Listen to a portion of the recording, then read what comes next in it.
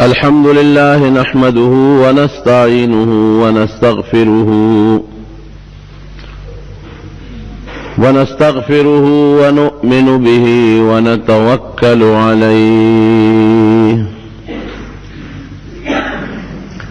ونعوذ بالله من شرور أنفسنا ومن سيئات أعمالنا من يهده الله فلا مضل له ومن يضلله فلا هادي له ونشهد أن لا إله إلا الله وحده لا شريك له ونشهد أن سيدنا وحبيبنا وشفيعنا وسندنا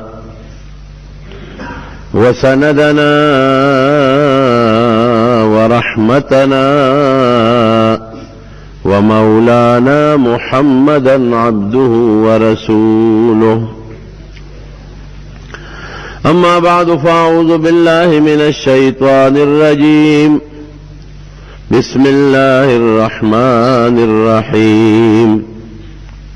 هو الذي أرسل رسوله بالهدى ودين الحق ليظهره على الدين كله وكفى بالله شهيدا وقال الله تبارك وتعالى تبت يدا أبي لهب وتب ما أغنى عنه ماله وما كسب سيصلى نارا ذات لهب وامرأته حمالة الحطب في جيدها حبل من مسد. تیر جمعہ میں نبی کریم صلی اللہ علیہ وسلم دا مخلصانو مرگرو دے سو کسانو ذکر در تکڑ. دی جمعہ کے دا نبی کریم صلی اللہ علیہ وسلم دا لنبو خطرناک دشمنانو بیان در تکو. نو تاسو تب پتو لگی چه اسلام تا اللہ دا حضور پاک و دا غد مرگرو پا ذریعہ دا دمر خطرناک دشمنانو دا مقابلے سر سمر غلب ورکڑے دا. لنبی دا حضور پاک سخت یوسو دشمنانو چه پاگے کے اول نمبر دشمن دا غی خپل ترو چه دا غنم ابو لہبو. ابو لہب پا دیربے کی دا اب دا پلار پا مانا مستعملی گی. نو دیتا کنیوئی نو دا چا دزوی نم چیوی نو آغت نسبت کئی نو خلق وی علکا ابو زید دیدا دا ابو بکر دیدا فلان کے لیکن دا لہب دا نلول و نیزوی دی دا لمبی تاوی او دا اب پا عربے کی او دوی ممانا لری دا صاحب او دا مرگری پا مانا مستعملی گی. نو ابو لہب مانا دا لمبی خاون مخی خشتو تکسر مزیدار دا دی وجنا دی دا لمبی پا خاون دا شغلی خاون دا حسن او دا دول پا خاون پا دی نم باندے مشہور شوید. سا علماء نوری و جملی کی خدا لگا راجحہ وجہ دا. دا حضور پاک دمر خطرناک دشمن ترے دے او عجیبہ دا چکل نبی علیہ السلام مبارک پیدا شو دنیا تا تشریف راونا نو دل چیتلا ورکلا وستا دا غمل رور عبداللہ زوی پیدا شو نو دیو وینزا و سویبا اغیب خوشعلے کے ازاد اکلا. بخاری شریف کے مرازی امام بخاری خپل ترجمت الباب کے دا یو لفظ ذکر کرنے دے چاہا تقہا دا سویبا دے ازاد اکلا دے ابو لہب او دا حضور پاک دا پیدائش پا خوشحالے کے پا خوشحالے والا پا پیدائش سو نا خوشحالی اکلا لیکن چکل نبوت ورطا ملاو شو نو لوی دشمن دے. دا صفا پا گونڈے چکل حضور پاک اعلانو کتاسو تماویلی دی چے انی نذیر لکم بین یدی عذاب علیم دا یو لوی دردناک عذاب نم یروم یو خدای ومنه نو دی پاسید او کانی راواغشتا پا حضور پاک مبارک پا کانی غزارک وی تبن لکا لہذا دعوتنا تا دی خدای داسی کی تا مونگ دی خبر لرا بللیو نو دا کور نا چلون بی غزارو شنو نور خلق دادش چې دا کور سړی دشمن دی، دا کور سړی مخالف دی، نو پردی بیا ډاډی، او چې دا کور د خلکو اتفاقی نو پردی غږ نشي کولی. نو دې سپیره ډومبې په حضور پاک مبارک د کاڼي غزار وکړ، نو الله پې خفه شو. نو قرآن شریف کې الله د هلاکت بیان کوي او خیره خدای وکړه. خدای خیره زمونږ د خیرو په شانتې نه ده، مونږ خدای نه سوال کوو چې خدای دې هلاک کې. الله خیره هلاکت ته بس تبت یدا ابي لهب، دا دواړه لاسونه چې د ما په دې مبارک محبوب پې غزار کړی دی دا د هلاک او برباد دی، بس دا تبا دی. ما اغنا عنه ماله وما کسب، دی پا مال غاوره دی او پا تجارت غاوره دی، دا بدل سفیده ورنکی. چه دا صورت نازل شو دا دا خدا دا ام جمیل او شاعرم دا، نو آغیل غصه ورلا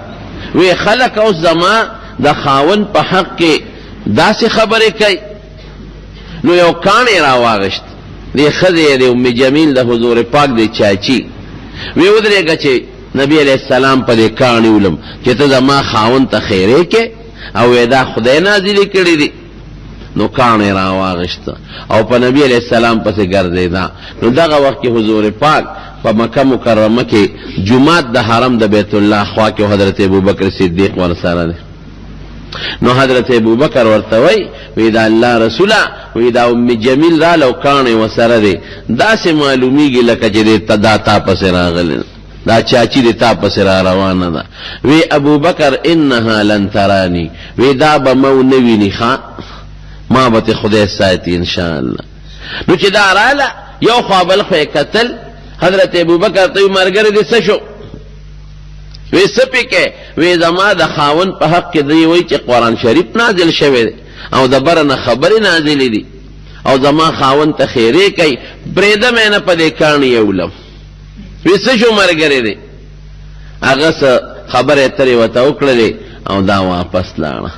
نبی علیہ السلام تا ابو بکر وی واقعی دی خدی خود پس کانی روی رو خودتیو نلی دلی. حضور پاکو فرمائل خدای زما دا حفاظت تا پاری و پرشتہ نازل اکلا، اغی فرشتی خپل وزر خوری کلی او زید دی دا نظر نا پٹ کلم. دومره سخت دشمنه دی با غنی روڑلی غنی دا ازغی او دا بے پلارو کیا چول چی نبی علیہ السلام پا کمالا رضی دم رس پیرا خزاو. نو قرآن شریف کے رب العالمین پا دی صورت کے داغی بیانم کئی وَمْرَأَتُهُ حَمَّالَةَ الْحَطَبِ فِي جِيدِهَا حَبْلٌ مِّن مَّسَدٍ. نو باز علماء خوی دا خیرت سمانا کئی، اکثر مفسرین دا مانا کئی چی دا یو زلالا او دا غنو دا ازغو یو گیری روچت کا. حسن بعض خلق چی دا گیری روڑی پاکی پڑی واچی نو دی شاعت پزان راوالی او پڑی دلتا کی دی لاسونو کی نیولی نو دا گیری روچت کا او پا یو غٹا تیگا و پاگی دا پاسی دا گیری تاڑلی کی خواہ او دا تیگی نا یو طرف تا دا زانی ٹیٹ کا او آغا پڑی دلتا غٹا کدی اخپلی سینے سرا او لاسونو کی انیوا چی دا گیری پزان باندی راڑو ما خدای فرشتہ رو لے گلے گیڑی لے بل طرف تا دیکا ورکنا نو آ گیڑی بل طرف تا داغتی گی نپرے وطا دا دی مرے تا پڑے ویزان شو نو خدای پاغی دا مردار اکلا. اللہ دا نبی کریم صلی اللہ علیہ وسلم انتقام تی واغش پا دا سی طریقہ چی ملشو مردارشو تیزندی شوا دا خپل اللہ سا تیزندی شو حضور پاک پہ خدای بدنام ہم نکا. خاون دی سونا خطرناکو ابو لہب دری زامنیو دا یو نو معتباو دا بل نو معتباو دا بل نو معت او دا شاعرم وگره دا خزه دا حضور پاک تا ویسوی ابو بکر تا یو دلوی مزممن عسوینا و امره ابینا و دینه قلینا. دا حضور پاک نو محمد دے صلی اللہ علیہ وسلم او محمد خود کلی مانا لرے ستایل شوی دا صفت خاون چی خلقی صفتو نکی نو دی با دا غی مقابل اغا کلی نم دے بے پخلنا اغشتا دا غی بالمقابل بل لفظ بے اغشتا مزممن اغا کس چی دا اغا خلق بد بیانی دا بد صفتو والا چی بدی بیانی گی مزممن ابینا اسویل مونږ د دې مزمم نبی علیہ السلام ته به ګوته نیوله د ده نافرماني کوي د خبره نه منو وامره هو بینا او رده د کار نه مونږ انکار کړی دی رده خبره نه منو و دینه قلینا د ده د دین سره زمونږ بغض دی دا خبره به کول نو حضور پاک ته چاوی هغه چاچی خو ستا نوم نه لي دا ستا د نوم ضد بل نوم لي مزمم درته وایي او کنزل کوي وی مزمم به څوکي کوي دی ورته زه خو مزمم نیم زه خو محمد یم صلی الله علیه وسلم وی زما نوم هم خدای د دې سپیرو د کنزلونه ساتي مرداره شو نو درې زامنې عتبه او طیبه او موت نو دې ظالم دی او په دې دوو زامنې د حضور پاک دوه لونه کوېدن وې دوه لونه نبي علیه السلام ورکړې وې نو زامنو ته یې وي دا لونه ورته پرېږدی نو د حضور پاک هغه دواړه لونه یې پرېښودی دا څومره لویه صدمه ده د چا لور والی او بیا ورته پرېږدي دا غټه صدمه ده ورته یې دواړه پرېښودی نو خدای پاک د هغې انتظام وکړو دغه دواړه لونه د نبي علیه السلام بیا د حضرت عثمان په نکاح کې راغلي یو جلیل القدر صحابي خدای غیله ورکړه یو په نکاح شو چې هغه وفات شو بیا دویم ورته په نکاح شو او ابو لهب څه شو نبی کریم صلی الله علیه وسلم بدر کې کافران مردار شو نو د بدر نه ټیک اوور وځي پس په د یو دانه راوخته په د ابو لهب یو داسې خطرناکه دانه چې هغې دانې د وجې نه ټول وجود پمن شو او وجود یې وپړسېد او داسې وپړسېد چې بین بتې ته نو د هغه دانې د لاسه مړ شو نو چې مړ شو نو څوک ورته نږدې کېدل نه وی د ده دې وجود ته که مونږ نږدې شو نو هسې نه دا بیماري مونږ ته ونه لګي چا وله ګوتې نه وړې درې ورځې په کور کې پروت و څښا بین ته خطه هېڅوک نه ورته زوی نږدې کېده او نه ورته بل رشته دار نږدې کېده نو آخر کې بینونه شروع شو چې دې مصیبت سره څوک و نو بیا یو څو حبشان غلامان راوستل نو هغې ولې یو کنده او کنسته نو په لرګو یې ولې دیکې ورکړې نو کنده کې یې ورغورځه او د پاسه یې پې کاڼي او لوټې خاورې ور واچولې نو په کنده کې پټ کړه دی د دنیا سپېرتوب او د دنیا سزا وه چې آخرت کې به له خدای څونه سزا ورکړي د نیکانو خلکو سره چې څوک هم دشمني کوي دا خو لا پیغمبر دی دا عام نیک انسان چې څوک دشمني کوي دا خدای دشمن دی نبی کریم صلی الله علیه وسلم فرمایي دا الله د طرف نه نقل کوي من عادى لي وليا فقد اذنته بالحرب زما د دوستانو سره چې ما سره څوک مینه کوي او زما د دین خدمت کوي دې سره چې څوک بغض کوي دشمنی و سره کوي زما د طرف نه دغه انسان ته اعلان جنگ دی الله وایي زما جنگ ته ځان تیار کړي نو عام نیک انسان عالم او خدای ته خوښ انسان هغه سره چې څوک دشمني کوي الله ورسره اعلان جنگ کوي نو بیا پیغمبر د خدای څونه مقرب او نږدې شخصیت دی چې هغه سره څوک دشمني کوي د هغه دشمن په خدای نه ذلیل کوي ذلیل شو په فتح د مکې په ورځ باندې چې نبی کریم صلی الله او دا بل زوی چې و دا عتیبه دته حضور پاک خیرې وکړې خدای مو هلاک که مردار یې دو زامن یې پاتې شو یو عتبه دی او یو معتب دی نبی علیہ السلام چې کله مکه مکرمه فتح شوه نو حضرت عباس ته وی تره ته وی کاکا وی هغه رویرونه دې نه ښکاري دا ابولهب کاکا بچي وی دا الله رسول داسې معلومیږي چې تر پوه شوي تښتېدلی پټ دي وی ورشه وی ګوره را پیدا کړه مال یې راوله نو پسې ګرځېده نو دوی د عرفات په میدان کې هلته تلي د هغه ځای نه یې دواړه راوستل نو حضور پاک مبارک ته مخامخ کېنو ګوره د کوم دشمن تر زامنې دي ښه پلار یې څونه لوی دشمن و د حضور پاک او مور یې د حضور پاک څومره غټه دشمنه او د یو کس نبی علیہ السلام ته لور هم پرېښې ده لیکن د حضور پاک دی وخت کې څومره مضبوط گرفت دی ځکه مکه فتح شوه چې دی وجل په اساد به یې وجلي اډر به یې کړی چې دا مړه کې لیکن حضرت عباس ته وي هغه رویرونه دې راوله او پسې ګرځېده رایې وستل مخامخ یې ورته کېنول حضور پاک ورته اسلام پیش کړ تر بچو زه ته اسلام دعوت در کوم مسلمانان شي. هغه خدای پاک مسلمانان کړل دواړه. نبی کریم صلی الله علیه وسلم فرمای وی ما د الله نه په شپې په جړا کې د خپل تر د دواړه بچي غوښتي دي چې مال خدای پاک دا دواړه راکا. نو زما دعا الله قبول کړو، خدای دواړه مسلمانان کړ. هغوی دشمنی ته ګوره، د پلار دشمنی ته ګوره، د مور دشمنی ته ګوره، او حضور پاک د شپې په جړاګانو کې د خدای نه غواړي چې خدای درنه مې غوښتي دي رانه وی خدای زما دعا قبول کړو، دا دواړه مال خدای پاک راکړ. نو دا غټ دشمن ابو لهب د حضور پاک قرآن شریف کې الله په ډېرو بدو ذکر کړی دی، او دا هغه ښځه ام جمیل. بل غټ دشمن یې څوک امیہ ابن خلف، دام د مکې په سردارانو کې لوی سردار. دا دومره غټ خطرناک سردار تیر شوی دی چې ردم دا نبی علیہ السلام ته مخامخ ودرېد، مشرم و سپین ږیری مو د علاقې لوی ملکم و لوی سردارم و.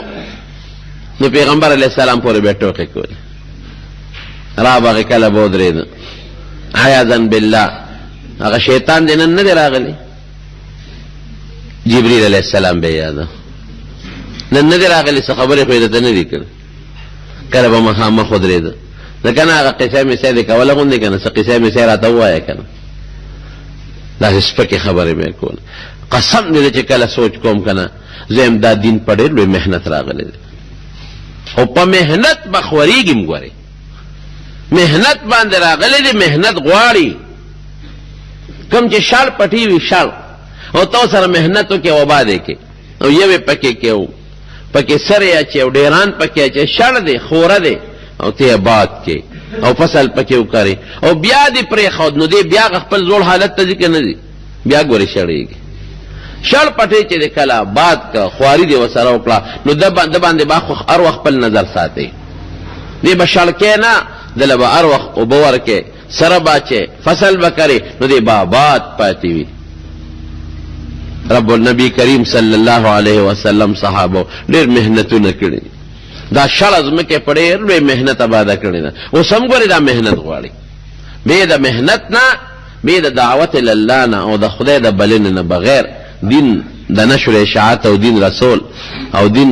امت ته پاتې کېدل دا ګران کار دی. بهر کیفه حضور پاک پورې به ټوکې کولې، کله به پورې یو خان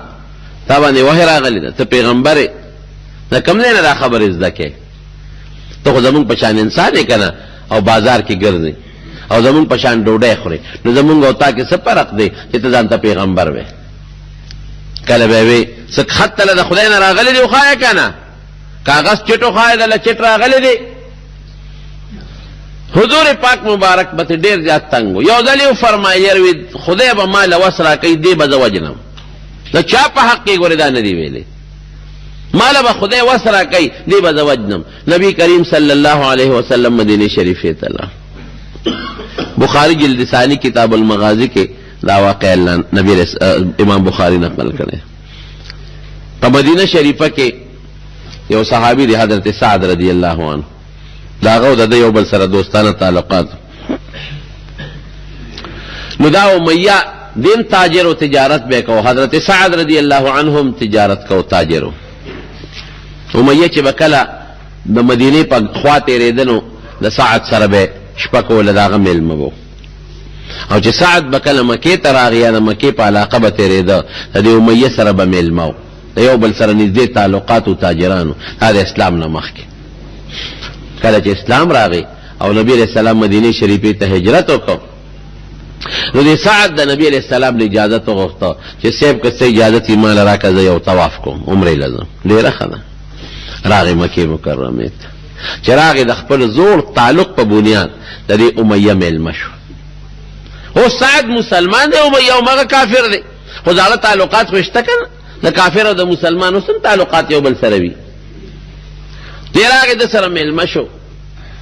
امیہ ته وایي چې امیہ مال یو ټیم داسې وګوره چې زه په هغه ټیم کې طواف وکړم. امیہ ورته ویل لکه داسې کار دی، زما ته خو دوست دی، خو داسې کار دی چې تاسو خو اوس مسلمانان شوی او زمونږ دشمن چې دی نبی علیہ السلام هغه له مو پنۍ ورکړې ده، امن هم ورکړی دی. نو ګوره د مکې خلک د تاسو د مدینې خلکو ته ډېر غصه دي، ډېر قار دي. نو اسې نه چې څه نقصان درته د مکې دا خلکو نه رسوي، درته به وایي چې ښه تاسو زموږ دشمن بوتلی دی هلته م دیره کړی دی او امن ورکړی دی. نو داسې ټیم دله ګورم چې څوک ني او بودې زما او طواف وکړي او پټ په پټ وکړي او بیا دې خپل کلي ته، هغه ډېره ښه ده. نو عرب د غرمې اکثر مکه مکرمه ګرمه ده، د غرمې خوب کوي. وی د غرمې به دې بوزم، خلک به ودي طواف به وکړي، ډېره ښه ده. نو امیه ته مخکې شو، دا سعد ورپسې شو چې څنګه لار کې ووتل چې چا نه یېرېدل، هغه ابوجهل خبیث ولا خدای په مخه وروست. امیه ته وی امیه وی دا څوک دی؟ وی پیژنده، دا هغه سعد نه دی یثرب والا مدینې والا. وی دی ها تاسو زمون دشمنانو لا پنای ورکړی دا، امن هم ورکړی دی، وسره خبره کړی چې تاسو به د هغوی مدد کوئ زمون په مقابله کې، او ته دلته بېغمه ګرځې، په امن ګرځې. افسوس چې زما د امیه مشر سره نه وي چې تا سره ما کتلی وي، خو د دې امیه به علمینو غږ درته نه کوم. حضرت سعد ورته څه وایي؟ ابوجهل په ما سترګې مه راوباسه، که تا ما ته دلته تکلیف ورسو نو تاسو چې شام ته تجارتي قافلې بوځئ را بوځئ، نو ګورې لارم په مونږه ده. نو په مکه کې خو ځان له نه څه غله کېدله، خو شاړه ځمکه وه، د هغې خو ټول ګذر اوقات په تجارت و، او شام ته به تلل غله به یې راوړه. نو دې کې محتاج وغوي وی شام ته چې ځای لارم زمونږ د مدینې په خوا ده، قسم دی لار به در باندې بنده کړم، څه به خورئ بیا. یو بل سره دی په باز شنو دا امیه د خپل دوست ته وی دی سعد ته، وی سعد داسې کار دی، دا ابوجهل زمونږ د دې مکې سردار دی، په د سترګې مه راوباسه، خو زما د وجې درته غږ نه کوي، په ده باندې اواز موچته و سترګې مه راوباسه. نو سعد هغه ته غصه شو چې زه خو ستا مېلمه یم، نو ته اوس د هغه پره کې ما زه دې پرېښودم. وی امیه ته خو چپ شوي، ستا متعلق خو نبي علیه السلام دا فیصله کړې چې تا به وجنې، دی ویلی دی چې امیه به مونږ وجنو، هر کله چې په ګوتو ورلې پرېږدي دی نه. معامله خو دغه دی، رفع دفع شو او سعد لاړ مدینې شریفې ته. ابوجهل کور ته لاړ، امیه خپل کور ته راغی. چې امیه راغی بیبي ته وی یا ښځې وی ته خبرې؟ وی نه څه چل شوی دی؟ وی زما هغه دوست چې راغلی و سعد، هغه خو ابوجهل سره جګړه وه، نو ما پکې منځ کې خلاصې ملاسې کو، نو ما ته وی چې ګورې تا خو به نبي علیه السلام وجني، زما په حق کې خو نبي علیه السلام دا خبره کړې ده چې ما به وجني، او ګورې هغه خو دروغ نه وی، انه لا یکذب، دروغ یې چېته نه دي ویلې. نو دا به څه چل کېږي؟ ښځه به پورې خاندي، بیخ دې وځه، هغه 400 کیلومیټره 400 میله لرې تللی دی، او ته دلته کې ټیزونه اچې غول دنه بیږې په قلار کې نه، اتا پسې دلته نشي راتلی، دلته کې یارېږي نه که نه وي قسم په خدای چې هغه دروغ نه وي، رښتیا وایي، او دا یې ویلي دي چې ما وجني. دې کې دا خبره سړه شوه، چې سړه شوه خدای د بدر جنگ جوړ کړ. د بدر جنگ چې جوړ شو، ابوجهل په مکه کې ګرځي او ځان له لښکر جوړوي، خلکو ته وایي راجمع شئ ځو د مسلمان مقابلې له جګړې له ځو. لوی لښکر یې جوړ کړ، دی امیه پسې راغی. کاکاجي ځکه نه تا څنګه چلې ته نه دی څه؟ او یاره زه خو تا ته معلوم یم بوډی یم، په ما څه کوې چې ما بوځې؟ نه نه چې ته نه ځې، هغه بل به وایي زه نه ځم، بل به وایي زه نه ځم، کاکاجي ته خو به خامخا ځې. ابوجهل پې پېښ شو چې دا یارېږي، او ابوجهل خو شیطان و، هغه وایي چې زه ځم، نو ته څوک یې چې ما نه به پاتې کېږي، تا به څنګه پرېږدم؟ وی نه نه کاکاجي چې ته پاتې کېږي دا نور خلکم، ګوره زه به د ځان په ځای د 2-4 نوکران درکم، غلامان به درکم، پیسې به درکم، ما مه بوځوې، نه ته به خامخا ځې. دی وی نه ځم، وی چې نه ځې په زور دې بوځم، پرېږدم دې چېته، خامخا به ځې. مجبور یې کوې، ښه داسې وکړه را سره لاړ شه چې دا خلک که ته نه ځې دا نور خلک پاتې کېږي، نو دې نیمې لارې ته به ورسېږي، بیا به دې چل د سره وکړو، را رخصت په دې کړو، خو وځه را سره. وی ښه لاړو، یو اعلی دغه یې واغېشته، اوښ یې واغېشته، ډېر ښه تیز اعلی اوښ، چې لال ښځې ته وایي چې ښځې زه خو دغسې جنګ دی، ما خو دا مشران نه پرېږدو. د ابوجهل پې جرګې م وکړې، دا سپین ګیري راوستل، وی داسې ګل سپین ګیري ځي، ته نه ځې، دا بوډا ځي او ته نه ځې، یارېږي. نو غیرت یې ور واچو. ښځه ورته وایي چې ای امیه هغه د مدینې د هغه ملګري خبره دې یاده نه ده، تا ته یې څه ویلي؟ وی یاده مې ده. زم خو الته نظم سمنځ زم نو راتختم دروازه کولاو ساته ماته هر ټیم چې مې خپې راسپکې کړې راتختم به او ښه اعلی داسې وخلم که نه چې زه پې د هغه طرف نه راسور شم چې هغوی خبرې کې زه به ترې راتښتېدلی یم زمو سره نه وی او که نه پام کوه ګورې ستا متعلق خو یې ویلي دي چې وجنو به ابو جهل خو په دې سوچو چې کاکا هر ځای کې چې دې به رانه تښتي نو هغه پې یو څو هلکان مقرر کړل نوجوانان وی ستاسو به دا ډیوټي وي چې دا کاکا د نه ونه تښتي د ده څوکۍ به کوې چې دې ځان سره ورسو نه خو پیاده مزلې به وي د اوښانو چې سمنځ یې لاړل یو ځای کې دمه کوله نو دې امیه به ځان سره خپل اوښ نږدې تړلی نو چې خلک د شپې وده شو که نه د دې غلې غوندې را پاڅېده چې زه په دې اوښ پاچوم او تښتمه نو هغه هلکان خو ورته پوه هغوی را پاڅېدل چې دې را پاڅېد کاکاجي خیر دی څه دی لوټه پکار ده اوبه پکار دي څه خدمت دې مونږ ته وایه ده مې زه سر کوزو دشی په ما څه کوې ودشی داسې را پاڅېدم او دس نه جي مونږ ستا خدمت ته ته څنګه بابا یې زمونږ مشر نه ستا خدمت ته ولاړ یو ستا لوټه پکار یي اوبه پکار یي ستاسې لوټه موټه پکار یي ستا خدمت ته ولاړ یو نه نه تاسو ځای ودشئ نه نه جي مونږ څنګه وده کېږو ته زمونږ مشر یې ته به بیخي مونږ به وده یو هغه ابوجهل په الفلام حرامي هغه پوه کړی خیر دقه ځای کې خو دې پېښ شو چې اوس دې ځای کې خو نه تښتم زه بل منزل چې را شي او هلته خلک وده شي هلته به تښتم چې لاړل بیا بل ځای کې دمو شو چې خلک څنګه وده شو دی بیا غلې غوندې خوا کې ځان سره تړلی دی غلې غوندې را پاسېد هغه هلکانو بیا را منډې کړې ولې کاکاجي څه خدمت سر کوزو تاسو څه کار دی چې ما ته نیغ ولاړ یې هېڅ حاجت نشته وده شئ نه نه جي مونږ ستا خدمت کوو زمونږ مشر یې تا به څنګه داسې یوازې پرېږدو هلته کې بیا پاتې شو په دقه چلې بدر ته ورسو راونه تښتېدی شو چې بدر ته څنګه ورسېده او دی په میدان جنگ کې سره شریک شو نو جناب جنگ شروع دی چې جنگ څنګه شروع دی او دی په اوښ باندې اوس په خپل ساري په اس باندې سور دی نو صحابه کرام اوس د پسې دي چې دې ظالم خو د هجرت د مخکې د نبي علیه السلام پسې ډېرې داسې ټوکې کړې دي او حضور پاک پورې به هغه مسخرې کولې چې موږ برداشت نه شو کولی دی به کله موږ له په ګوتو راځي نن خدای دې موږ له په ګوتو راوړ چې ده سره به څه کوو عبدالرحمن ابن عوف رضی الله عنه سره هم د ده تعلق و نو په دې جنګ کې خو یو بل سره مخامخ کېږي نو عبدالرحمن ته وی چې عبدالرحمن څه چل به کېږي هغه فلان کې مړ شو بلا دنیا کافران خو مردار شو ما سره څه چل وکړه بچ مې کا وی داسې وکړه چې او دا زوی به مې بچ کې زوی نوم صفوان دی زوی به مې بچ کې او ما به م بچ کې وی داسې وکړه چې ته راځه ما پسې او زه دې پسې داسې پټه لار باندې اړوم چې نبي علیه السلام له دې ورسوم نو هغه ته به درخواست وکړو نو کا به دله درکړم وی ښه نو پلار او زوی په اسب باندې سواره شو اتې مخکې دی دې کې حضرت بلال رضی الله عنه صحیح کړل ځکه دا امیه هغه بدبخت و چې دا بلال صاحب د ده غلام و په مکه کې بلال د ده غلام و نو ده به دا بلال رضی الله عنه ونیوه او وهه به یې ټکاو به او داسې به یې وهه چې شګې به یې ګرمو شګو باندې به یې سملاو او په دې سینه او په دې لاس او خپو به یې وله غټ غټ ګرمې ګرمې کاڼي کېښودل او جامې به یې تېستې وې د غریب نه دا وجود به د هغه پولی پولی شو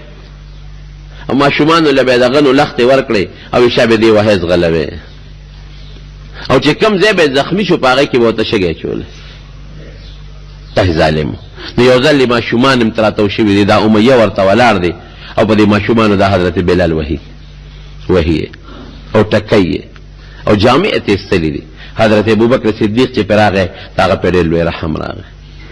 امیه ته ظالمه ای ظالمه دا ولې ظلم کې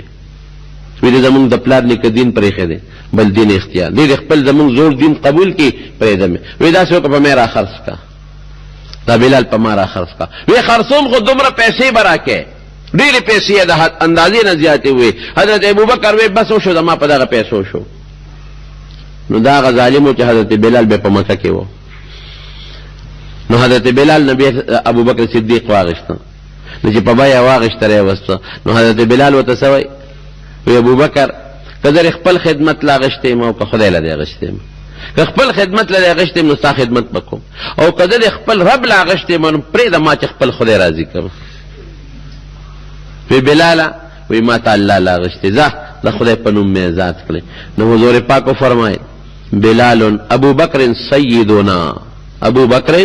سیدنا واعتق سیدنا ابو بکر زمون سردار دی او زمون سردار ذات کړی دی ابو بکر زمون سردار دی او زمون سردار ذات کړی دی بلال ته خپل سردار وي نو چې بلال باندې خدای ظالم سخت تیرې کړی وي په غنو په شګو او په پولو دا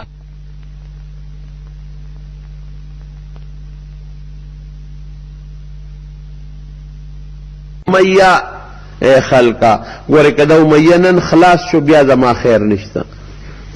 هسې نه بیا د ظالم له ګوتو له ورنشم هغه دی بس صحابه ورمنډه کړه چې ورمنډه یې کړې نو چې دو قتل چې ما پسې خو صحابه را رسي که نه نو اس خو درونو دی مو زوی مو نو بیا چې په سړي په سر راشي نو بیا زوی نه پېژني نو بس خپې شاته اوږده کړه او زوی له لته ورکړه هغې لاندې غورځو چې یو خو به دا اس مې سپک شي منډه به ووایي او بل دا چې دا مسلمانان به مې د دوی په مرګ شي نو زه خو به بچ شم ما به مړ شم زه خو به بچ شم که نه صحابه راله زوی ورهلته کې وو څو تورې بېغمه یې کړ ده پسې شو عبدالرحمن ابن عوف رضی الله عنه ته یې آواز وکړ وی عبدالرحمن سړي خو راورسېدل وی دا اس نه ټوپ کا زه درغلم دا اس نه ټوپ کړې عبدالرحمن ابن عوف رضی الله عنه پې د پاسه ځان ور واچه او صحابه ته دته غږ مه کوئ دی زه نبي علیه السلام له بوځم هغې وی کالته دې بوته خو د حضور پاک رحم خو بل شان دی بیا خو سړی بچ کېږي وی نه خواشه دې پاسه دې دې نه پرېږدو تا ته یاد لري چې د حضور پاک په شان کې څومره ګستاخۍ کړې دي د نبي علیه السلام پورې څومره ټوکې کړې دي هغه ته نه پاسېده نو دې ډېر غټو دا امیه ډېر لویه بلا و غټو اپې د پاسه پروت و نو بس هغې توره را واغېسته او لاندې نه یې وله په دا خېټه کې ومنډلو داسې پکې وړپول مردار یې که په هغه د عبدالرحمن ابن عوف دا خپم پکې لږه زخمي شو د خدای دغه ځای دی مردار دا ظالم او د په حق کې دا آیت نازل دی ویل لکل همزة لمزة الذي جمع مالا وعدده دا کبرجن سړی چې دی د له ډېر لوی هلاکت دی په خولې چې د نبي علیه السلام پورې ټوقې کوي او په زړه کې هم کبر دی او لویي ده پکې د ژبې او د زړه د دواړو نه بغض لري د دپاره ډېر لوی عذاب دی ډېر لوی عذاب دی یحسب ان ماله اخلده د په مال او په خپل قوم باندې بروسه را دې څه وي چې مال به مې بچ کړي کلا لینبذن فی الحطمه وما ادراک ما الحطمه نار الله الموقده التي تطلع على الافئده انها عليهم مؤصده في عمد ممدده الله وی پرېږده مې چېته وی داسې اور ته غورځوم چې بعضې اور هغه د انسان ظاهر کې وجود سوځئ دننه بچي دا زړه به دا اور به د ده په دې زړه کې دننه ورننوځي جهنم کې به پروت دا غون صورت د دې سپېره پاک کې په مکه کې نازل دی دا دویم غټ دشمن دریم دشمن څوک و د نبي کریم نو چې کله بیا د بدر کې دا کافرانې یو کوي کې وغورځول او دې چې کوي کې غورځو نو دې چې به راښکنو اندام کېده چې لاس به یې راښکا به تې وته که د خپې نه یې نیوله خپه تې وته نو حضور پاک ته صحابه و چې صاحب دا خو ډېره لویه بلا ده د سره څوک و دې خو چتولی موږ نه شو او څښا بینم کوي او اندامونه ته جدا کېږي وي همدغه ځای کې به د پاسه شګې خاورې ور واچوې پرېږدی بس الله وله سزا ورکړه بل غټ دشمن څوک دی د حضور پاک لوی دشمن بل دی امیه ابن خلف دا ابی ابن خلف د دې امیه رور دی ابی ابن خلف ابی ابن خلف څوک دی یو ځل راغی نبی کریم صلی الله علیه وسلم ته ودرېد داسې مخامخ او یو زول اډوکې راواغېسته زول اډوکې او دغسې نبي علیه السلام ته ونیوه او هغه اډوکې له زور ورکړ او داسې چوري چوري یې کړ داسې چوري چوري یې کړ وی ته څه وایې چې دا اډوکې به م واپس جمدي کېږي دا د خیال دی چې دا به واپس جمدي کېږي قرآن شریف کې الله دا آیت نازل کړ وضرب لنا مثلا ونسي خلقه قال من يحيي العظام وهي رميم دې دا وایي مونږ ته مثالونه راکوي چې دا زاړه اډوکې به څنګه جمدي کېږي قل يحييها الذي انشأها اول مره وهو بكل خلق علیم. الله وی هغه ذات په دا اډو کې واپس جمدي کی چا چې دا په لومبي دل جوړ کړی دي. کم ذات چې دا اډو کې جوړ کړل د سنې جوړ کړل او د مور په ګیډه کې دنه جوړ کړی دي او کارخانه نشتا او کم کم اډو کې سونه مزیدار طریقې سره الته جوړ کړی دي. او خایا کان د مور ګیډه کې کم ځای کارخانه د چې پاغي اډو کې ځان له جوړیږي بیا غوخه کې منډلې کېږي او نوکان ځان له جوړیږي غوخه کې چسپان کېږي. د دنیا مشینری چې جوړیږي نو پرزې ځان له جوړیږي. دا څه ده کنه ا پرزې بیا یو ځای شي نو دا غي نه وجود جوړ شي. سایکل چې جوړیږي نو سایکل د پردو نه جوړیږي پرزې یو ځای شي. موټر چې جوړیږي پرزې ټیپ ریکارډ چې جوړیږي پرزې یو ځای شي دا غي نه یو شی جوړ شي. دارنګي کمیس چې جوړه نو پرزې غټه ټوټې پرزې کې یو ځای کې نو کمیس ته جوړ شي. نو د مور ګیډه کې ماته هغه ماشینری خایا چې په یو ماشین اډو کې جوړ شوی دی په بل باندې غوخه جوړه شوی ده په بل سرمن جوړه شوی ده او په بل باندې وازګه جوړه شوی ده او په بل کولمه جوړه شوی ده په بل ایده جوړه شوی ده په بل زړه جوړ شوی دی او دا پرزې بیا په یو بل ماشین باندې فټ شوی دي یالته وته کاریګر ناشته پیچونه په کس کړی دي. دا څه څه نشته دی. عقل نه بار خبر دي زمارونو غواړي یو وجود کې دنه لګیا دی یو شان خوراک ور روان دی او دغه یو شان خوراک کې دنه الله بیا سیدونه جدا کوي. اډو کې چې د کم سید نه جوړیږي نو هغه کم ځای لره رسي. اډو کې چې جوړیږي هغه اډو کې د سرمن د پاسه نه جوړیږي هغه اډو کې خپل ځای له هغه شی رسیږي چې کم ځای اډو کې ضرورت دی الته شی رسیږي نو اډو کې ضرورت جوړیږي. سرمن کم ځای جوړیږي د وجود د پاسه لګیا د جوړیږي. سرمن د ځان لشي نه جوړیږي هغه شی د غوخه د پاسه خوريږي او سرمن ته جوړیږي. سرمن په غوخه کې دنه نه جوړیږي. غوخه چې جوړیږي نو هغه د سرمن نه لاندې جوړیږي او دا هغه سیزونه خدای هغه ځای ته رسوي چې کم دی کې د غوخه ضرورت دی. دا څه نه کوي چې د غوخه د سرمن د پاسه جوړ شي. سترګې چې جوړیږي غوګونه جوړیږي نو دا سترګې چتم چاله په ملا کې جوړې نشوي او نو دا غوګونه چا په شا کې جوړ شو او نه داخله د چا په سر کې جوړه شو او نه د انسان د مخصوص اندامونه د انسان په داسینه کې په داخله کې جوړ شو. کوم ذات ته دا کوي دا کارونه کوي او د یو قالب نه 12 بچی راو باسي او د 12 والو شکلونه یو بل نه جدا دي او د 12 والو رنگونه جدا دي د 12 والو هغه خویونه د یو بل نه جدا دي قدونه جدا د 12 والو عمرونه د یو بل نه جدا دي. هغه ذات د دې چورې نه واپس انسان نشي جوړولی. د خدای قدرت ته ظالمان ګوري نه چې دومره قادر مطلق ذات ته وګوره. د سید نه د انسان د مور په ګډه کې جوړ شو او په کومه طریقه دنیا ته راووت او بیا په کومه طریقه دا لویږي. قل يحييها الذي انشأها اول مره وهو بكل خلق عليم. الله ما ته یو شی معلوم دی ګوره چې په لومبي ځل مې پیدا کړي نو واپس تم را جمع دی کولی شم. دا ابی ابن خلف ظالم دې څه چلو شو دې په احد کې د حضور پاک د لاس نه ولګېد او خدای مردار کړ. دا دومره سپیره دی د نبی علیه السلام د لاس نه واحد دا لګېدلی دی صرف دی او را نږدې شو په پیغمبر علیه السلام یې غزار کو او نبی علیه السلام ورمخکې شو په چوکۍ وواو په تورم نه او د چغې کړی داسې برانډې والې چغې والې چې د حد نه وتې مرګر ورته بیخ دی وځه هغه بل زخمي پروت دی هغه نه لاس پرې دی د هغه وجود کې دومره زخم دی چغې نه وی او په تا زخم نشته چغې وی څه چل در باندې شو وی تاسو ته پته ده چې دله چا په غزار لګېدلی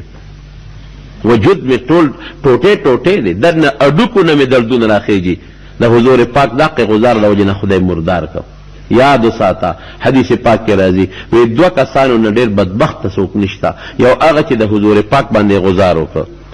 یا په بل پیغمبر غزار شو پیغمبر دغه د لاسه شهید شو داغه نه غټ بدبخته نشته او یو د هغه انسان نه غټ بدبخته نشته چې هغه د پیغمبر د لاس نه مړ شو مردار شو. د پیغمبر علیه السلام د لاسه مردار شو. بل غټ دشمن څوک عقبه ابن ابي معيط دا ډېر لوی بدبخته دا هغه بدبخته دی چې یو ځل راغی د حضور پاک په دې مری کې صادر واچم او صادر له ول ورکه دا مری ولا خپه کوله او حضرت ابوبکر صدیق ورغی او د مټې ونیو او اخو دې کور کې ظالمانو اتقتلون رجلا يقول ربي الله هغه سړی وجه چې هغه وی چې رب مې الله دی ته پیسې غواړي مشري نه غواړي څه مسله ده ولې ظلم کوې؟ او دا هغه سپېره بدبخته دی چې یو ځل ابو جهل وی حضور پاک د بیت الله په خوا کې مونځ کوي سجده یې لګولی. ابو جهل وی څوک به د فلانکي قصاب خانې ته لاړ شي چې یو د وینو ډک پیروان راوړي پیروان. عقبه وی زه به ورغلم ده زه ورته کړه شه لاړ او هلته یې اوښه لنګه شوې وه او د هغې غټ پیروان یې راوړو د وینو سوټو ډک. وی څوک هم حضور پاک ته اشاره کړو چې په سجده پرېږدي په دې ملی والا ور واچوه. چې نبی علیہ السلام په سجده پرېښود نو دې بدبخته عقبه ابن ابي معیط هغه ګن راواغېسته او د حضور پاک په ملا د پاسه یې ورغولو. نبی علیہ السلام هغسې په سجده الله ته پروت. څومره استهزاء، څومره ټوقې، څومره خنداګانې او څومره نیازبین مبارک خدای ته خوښ وجود. او دا کافران د خندا نه په یو بل ور پرېوځي، خلطیږي او په یو بل د خندا نه ور پرېوځي. دومره یو خندل. بی بی فاطمه چا جرأت نشو کولی چې داسې لرې کړي. بی بی فاطمه ماشومه وه، هغې ته چال وی، هغه راله و هغه یې د نبي علیه السلام نه وغورځه او کافرو ته یې کنځل بدې ردې شروع کړه. ماشومې ته خو څوک غږ نه کوي. نبي علیه السلام سر راوچت کړه او مخامخ یې دوی ته وکتل. اللهم علیک بقریش، اللهم علیک بابي جهل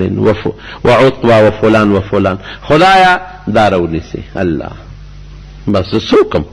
دا راونیسه خدایا. هغه ټول او هغوی پوه شو، رنګونه یې زیړ شو، هغوی پوه شو چې دا خو مونږ غلطي وکړه، ظلم هم وکړو او د بیت الله په خوا کې هم ظلم وکړو او دا خیره قبوله ده. بس رنګونه یې زیړ شو. یو صحابي فرمایي زما د قسم په الله وی چې چاته حضور پاک په دغه موقع خیرې کړې دي، وی ما د بدر په جنګ کې ولیدل چې ټول خدای مردار کړل. دا عقبه هغه سپېره دی، هغه سپېره. یو ځل لاغې د نبي علیه السلام خوا کې کېناست او د پیغمبر علیه السلام نه د قرآن شریف آیاتونه واورېدل. نو چې واپس لاړ نو دغه ابی ابن خلف ته خبر شو، هغه دوست و، هغه ابی چې د حضور پاک د لاسه مردار شو، اته خبر شو چې راغې عقبه له وی زه خبر شوم چې ته د محمد خبرو له تلې اورېدلې دي صلی الله علیه وسلم. وی یا اورېدل، وی بس زما ستا پاتې ده لکه هسې تلې ومه. نه بس زما ستا پاتې ده، زما ستا دوستانه ختمه لکه هسې تلې وم. وی ښه هله به راسره واپس دوستانه ساتم چې ته لاړ شې او د نبي علیه السلام په مخ لاړې وتوکې چې د هغه په مخ دې لاړې نه وتې زما ستا تعلق ختم. دا عقبه ابن معیط سپېره لاړ او مخامخ حضور پاک ته ودرېد او د حضور پاک په هغه مبارک مخ یې لاړې توکلې. څومره محنت شوی دی، څومره تکلیفونه برداشت شوي دي. دا موږ نه مفتو کې روان دي. دا دي څه موږ دنیا پسې نښتې یو. بس هر سړی په دې سوچ کې دی چې ما د 2 په ځای 3 بنګلې او د 3 په ځای 4 او 4 په ځای 5 باندې او تورنګزی په ځای پېښور کې او پېښور په ځای په اسلام آباد کې، اسلام آباد پسې په لاهور او په کراچۍ کې ځان له بنګلې او د ځمکې پسې کارخانه او کارخانې پسې 2 پسې 3 پسې 4 او لک روپۍ پسې 2 لک او 2 پسې 6 لک او 6 پسې کروڑ او کروڑ پسې کروڑونه. دې پسې مونږ نښتې یو. بس دولت ته لعن عبد الدرهم والدینار. نبی علیہ السلام وی دا چې څوک درهم دینار پیسو پسې لګېدلې دي په دې د خدای لعنت یې وایي. خدای پرېښې دی او پیسه ده، خدای هلکه ګټه پیسه حلاله، هېڅ پابندي نشته، خو خدای خو مه پرېږده که نه. دغه دین دپاره د دواړو جهانو سردار څومره قربانۍ ورکړي دي. قسم په خدای دی چې دا واقعات ګورم بیانوم داسې وجود مې رپي، دا ویښته مې غونې شي. کم شخصیت ته خدای ته څومره خوښ دی، څومره مقرب دی د خدای، لیکن څومره سپېره ظالمانو څومره ظلمونه ورسره کړي دي. په دومره لوی تکلیفاتو هغوی دا دین موږ ته رامنتقل کړه. صحابه او تابعین اوس لګیا دي علما د حضور پاک وارثان او دا دین تاسو ته رسوي. بیا په هغې کې هغه ظلم خو د پاسه ظلم خو څه کوي جناب، ظلم د پاسه ظلم خو څه کوي. او دین نه بېزارتیا او پیسې پسې لګېدل خو چې څوک د دین خبره درته کوي هم درته دشمن ښکاري. چې څوک د پیغمبر خبره در رسوي، چې څوک د الله خبره در رسوي، هغه ته هم دشمن وي، هغه پسې هم کنځل کوي، هغه پسې هم سپکې وي. مسلمان ته به جنت ته څنګه دی؟ ستا خدای سره مینه نشته. که خدای سره دې مینه وي خو د خدای رسول سره به دې مینه وه. که د خدای رسول سره مینه وه نو چې کوم عالمان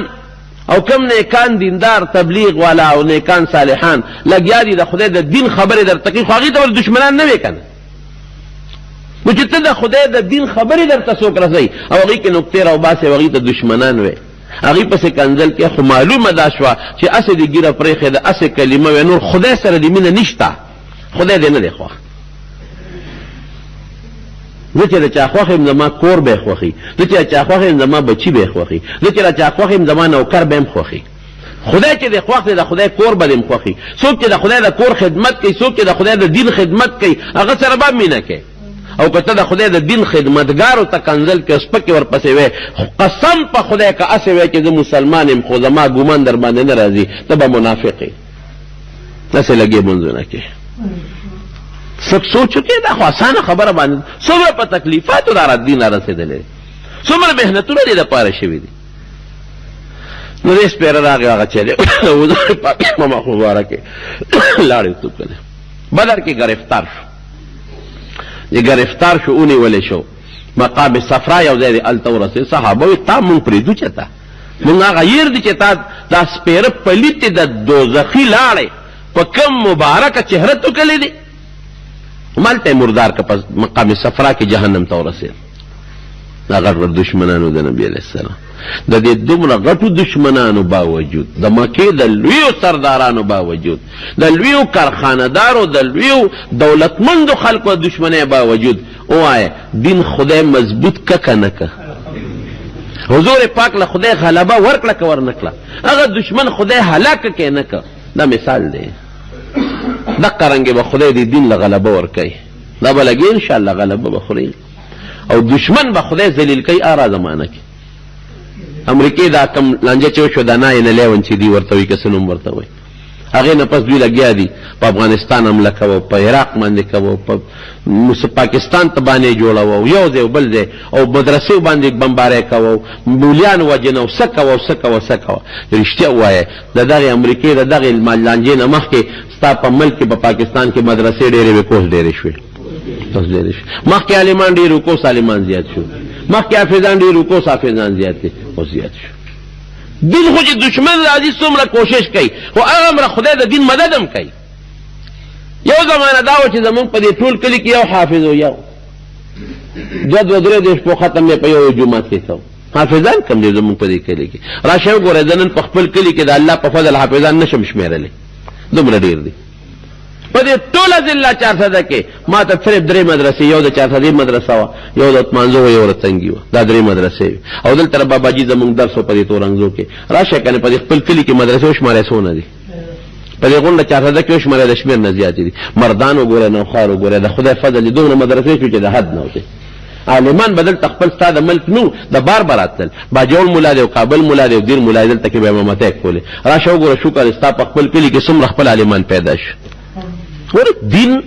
لبته لګ مهنت کې نور د دین غلبه الله راولي الله ویلي دی قرآن حکیم کې هو الذي ارسل رسوله بالهدى ودين الحق ليظهره على الدين كله الله دا مخکنه ذمہ داری غشتر د قرآن د حفاظت ذمہ داری الله مخکنه غشتر خو کم از کم دا مویا چې د دین مخالفت وکم د مولا سپکه به د مولان به ختم بشي د مدرسې سپکه به د مدرسې به ختم شي بندې بشي د حافظانو سپکه به د خلک به حفظ نه کوي تبلیغ والا سپکه به د تبلیغ به څوک نه کوي دا سوچ غلط دی دی باندې ته د خدای دشمن کېږي دې سره نه مدرسې ختمولی شي نه علما ختمولی شي نه حافظان ختمولی شي نه دعوت کار بندولی شي والله کې بندولی شي نه دې سره ته خپله سپېره کېږي سپېره ملا په کنځلو که ته 50,000 کنځل ملا ته وکړي خدای دې خفه کړ د خدای د پیغمبر وارث پسې سپک وي خدای دې خفه کړ د خدای دشمن شوې اتا ته د خدای دین رسې طور پسې بد وې ته دشمن شوې نور د هغه علم او د علم خدمت قسم په خدای کې ختم کې نه ختمېږي دا مثالونه دي ورونو دا په ډېر لوی محنت راغلی دین ښه او په ډېر لوی محنت دا دین خور شوی دی او دې نیازبین وجودونو دې لپاره ډېره قربانۍ کړي دا مونږ ته مثال دی چې داسې قربانۍ به دین لپاره مونږ هم ورکوو یوازې د دنیا مال دولت خو نه دی که نه څه خو به د پښتنو خبره وي د بورې زویه څه خو بویه که نه څه ناڅه محنت خو بویه د دین لپاره ښه جناب توره نکری په سرمنو لګول جیز دي او که جیز نه دي نکری د توره نشته ښه دی پکې رنګ اچولی نکری د خپل خاصیت سور دی دی پکې رنګ اچولي نو خلک ورته توره نکریزه وایي نو که زنانه پورې کوي پوری کولی چې د دانو مقصد حسن دی حسن او سړی به نه پوری کوي تور رنگ په ګیره او یا په سر لګول کم سړی چې هغه جهاد لدی مجاهدینو کاغه وخته تورې تورول شي یا یو سړی دی او هغه دویمه ښځه کوي د ضرورت په بنیاد نو هغه تور رنگ استعمالول شي د هغه ضرورت لپاره هسې نه دا خبره صحیح ده چې د پیغمبر هم سورې نو دا خبره ډېره مضبوطه خبره نه ده په بعضې موقعو کې د پیغمبر علیه السلام د معجزې په بنیاد کې داسې شوي وي معجزه همیشني کله کله ښکاره کېږي ها معجزه کله کله ښکاره کېږي نماز با جماعت پڑھنا فرض ہے واجب زمون په مذهب کې دوه قول دي یو د وجوب یو د سنت مؤکد راجح قول دا چې جمع دا سنت مؤکده ده د جمع مونځ کول دی وی چې د نهم جمعات طالب العلم دعا غواړي الله دې کامیاب کا الله دې امتحان کې کامیاب کا الله دې دین سره شوق او مینه پیدا کړي پیغمبرانو باندې کوم فلمونه جوړ شوي دي انسان په دې پکتو کافر کیږي که ګناهګاریږي جناب دا فلمونه مګوره د پیغمبرانو کله کې داسې فوټو جوړ شوی وي چې هغه د هغه باندې د پیغمبر نسبت کیږي چې دا پیغمبر دی نو دا کفر دی ځکه دا یو دم دی او پیغمبر نسبت پوته کې فلمونه خو جوړي خو دمانه جوړه کړي یو دم دی او دی وی چې د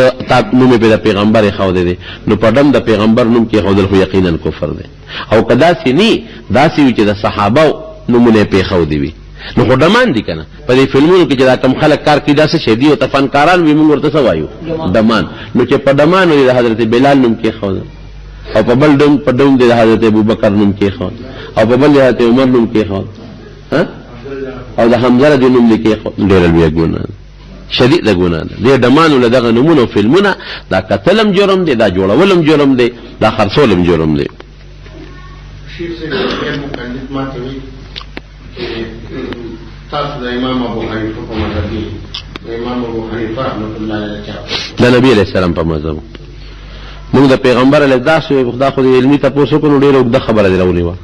مناسب نه دی وخت دا جواب ده خبر وګړه ده د دې داسې مثال دی بعض خلک وي موږ د نبی علیہ السلام به ذات د پیغمبر علیه السلام نه مسلې ولې راونه باسو حدیث نه چې امامان پکې میاش کراول داسې مثال دی لکه دا بازو نیر دا بازو نیر دی او دا غین ناقی جدا شوی تورنګو ته مثلا راغلی دا تورنګو کې کومه ناقده نو دا د اومغه نیر ناقده چې کومه بازو سره تیر شوی دا څه ده کنه نو که یو سړی دا و چې دی ناقی نه ولې بوس کومه زباغه بازو لازم دا به د جهان قمقل به پدې چې رو راغی تر رسیدل آسان کار نه روزانه به تو بوس کول بازو لازم هغه او بل هغه نه وبره خپل مسان کار نه دی غټ نیر دی خو چې دا کم دل تر غلې دی او چا کنستر خدای دې کنستون کو سره خو کې ماته شي آسان کړی دی دغه امامانو مثال دی دا فقه چې کم امامانو مسائل لستلی دي نو دا د اقل وی نیر نه چې د حضور پاک نیر دی او د قران نیر دغه نه مسائل د ورکوټو ناقو په شکل کې مونږ ترستی دي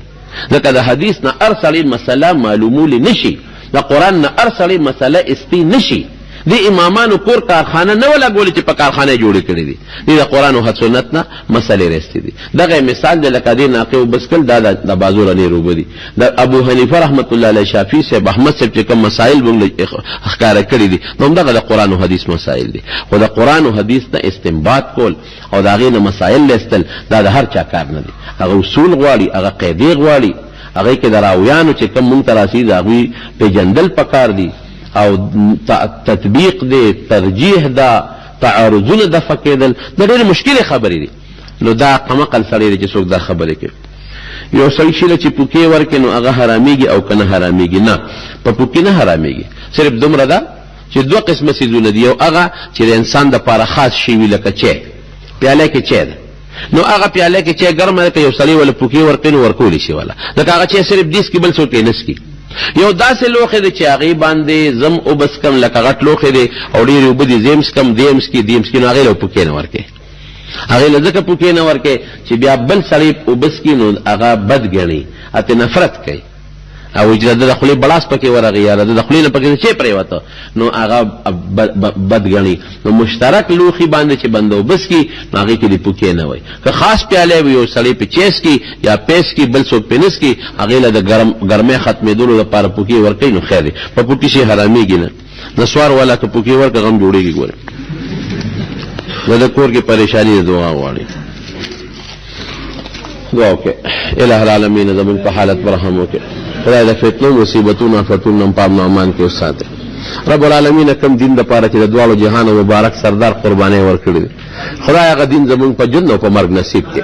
خدای هغه دین سره تعلق مضبوط کړي، رشتہ مو سره مضبوطه کړي. الله د حضور پاک په نقش قدم باندې موږ روان کړي او د نبی علیہ السلام د نقش قدم نه خدای جدا مو کړي. الہ العالمین د شیطان د نقش قدم نه مساتي. سوي وسجد الہ العالمین ته زمونږ د مسلمانانو ناراضي شي. خدای که څوک ګناهګاری ګناهونه معاف کړي، مونږ ټول ګناهګار یو، زمونږ ګناه معاف کړي.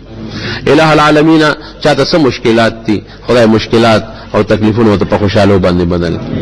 الہ العالمین چاته څه تکلیفونه دي خدای تکلیفونه په خوشاله بدل. ته چا یو بل سره رواني دښمنۍ طرف غنې فروغ بدل کړي او د مخلوق په شر نه وساته. خدای د دنیا کارونه مراته آسان کړي، د دین کار مراته آسان کړي. ته چا اولاد نه خدای نارینه اولاد نصیب کړي. ته چا په مجلس کې مریضان دي یا په کورونو کې خدای ټول شفا ورکړي. څوک تنگ دسته د حلال او فراخ رزق نصیب کړي.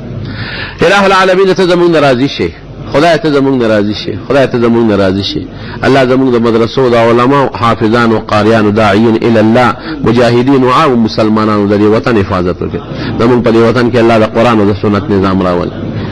رب العالمین د دنیا او د آخرت خیر نصیب کړي، د دنیا او د آخرت د شرونو نه مساته، د دنیا او د آخرت د فتنو نه مساته. که څوک کاروبارونه کوي خدای کاروبار کې برکت واچي، څوک ملازمت پېښې دي په ملازمتونو کې برکت واچي، څوک زمینداری کوي خدای په پټو کې په زمیندارو کې برکت واچي